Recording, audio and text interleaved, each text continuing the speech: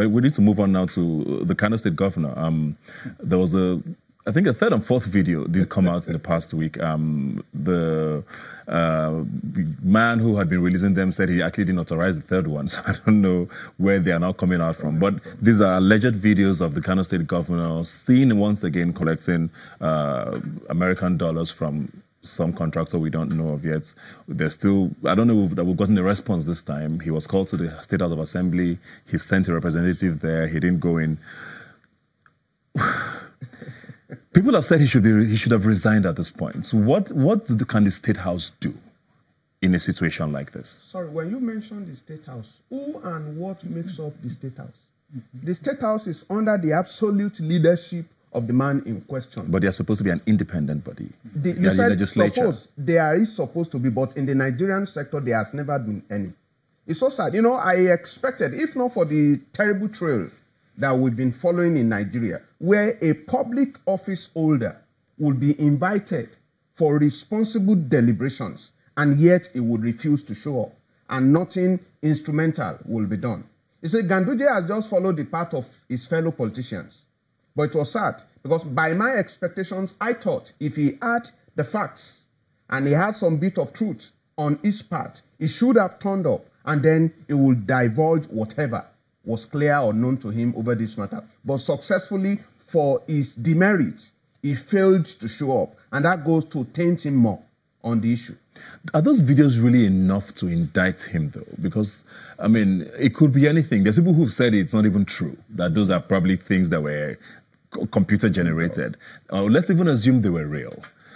What transaction was going on? What is it collecting the monies for? How do we know that it's actually corruption? You know, are those videos enough? The videos, I won't say they're necessarily enough, but they are a good start. Because to me, I'm actually wondering why a governor will collect kickbacks himself. It actually shows how smart he isn't.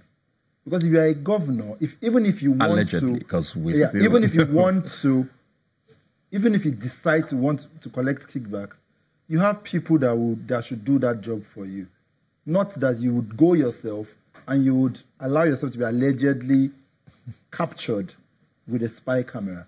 And the last one I saw, it was, I think the video, he said that was $185,000 that he was putting around. So it actually shows that sometimes, and we should know that these politicians, they actually believe that nothing will happen.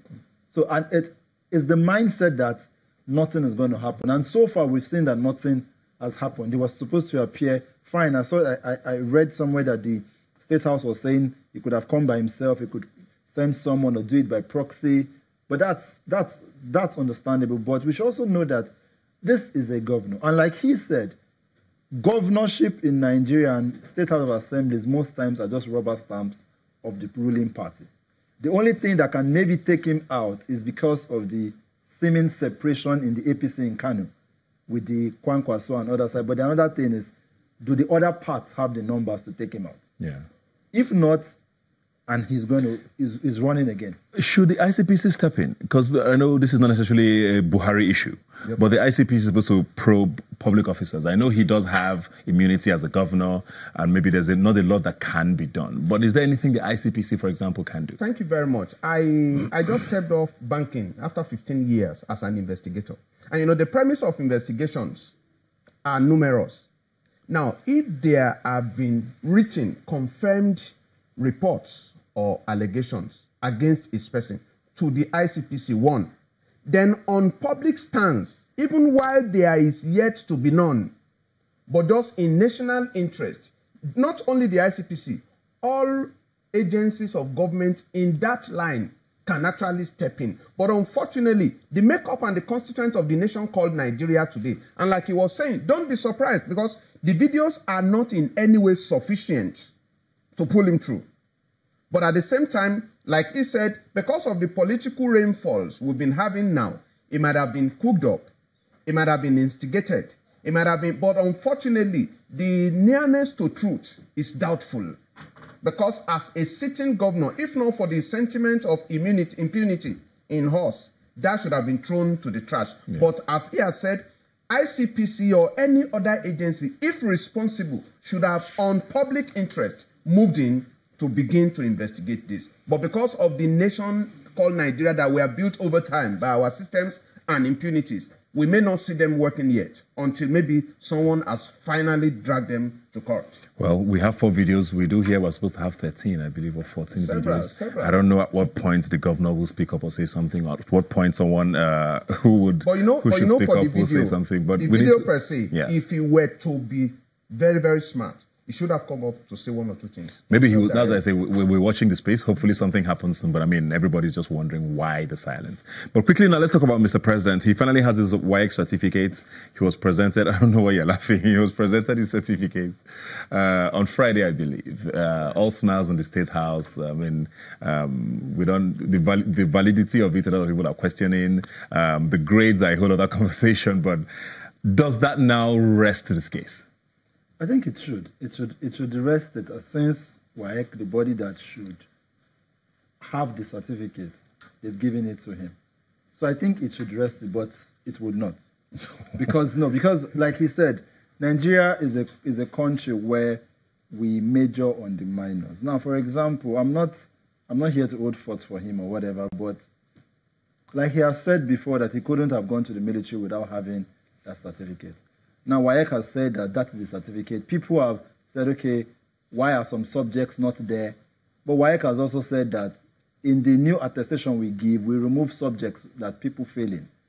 So people have said, when did this start? WAEC said this started in 2015. Funny enough, I just actually knew that WAEC was really active on Twitter from Friday. So they've been answering almost every question because of this issue. Now, like some people have also said, why didn't this happen in 2015? My thought, it may be wrong. My question is this. Why didn't it happen in 2015? Maybe because another government was in position. They may have hamstrung WAEC not to produce it. But because the truth is because we don't allow institutions to work. Normally, WAEC should have provided this result even before he was elected.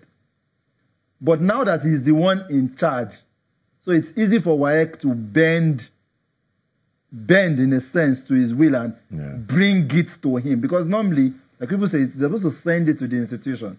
But because he is the president, so they have to give him that honor and respect to bring the result to him. Does the PDP rest after this and talk about other things? If actually you want to witness a very wonderful political scenery, you shouldn't expect the PDP to rest. Because this is just a gate, a toll gate to the main stuff. Because like he has said, now for WAEC, because, and again, like I was sharing with some people, realize WAEC is not Nigerian.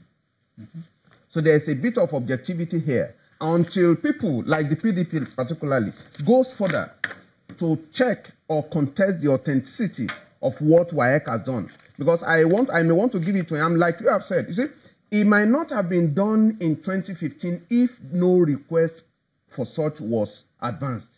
But now, if the request was done as we have read, then WAEC has done very beautifully well to have gone ahead to do this. But I don't expect PDP to rest. There are still more. I don't either. I mean, politics is very hot in the air. Everything is going to be talked about from now till February. Thanks a lot for being here today.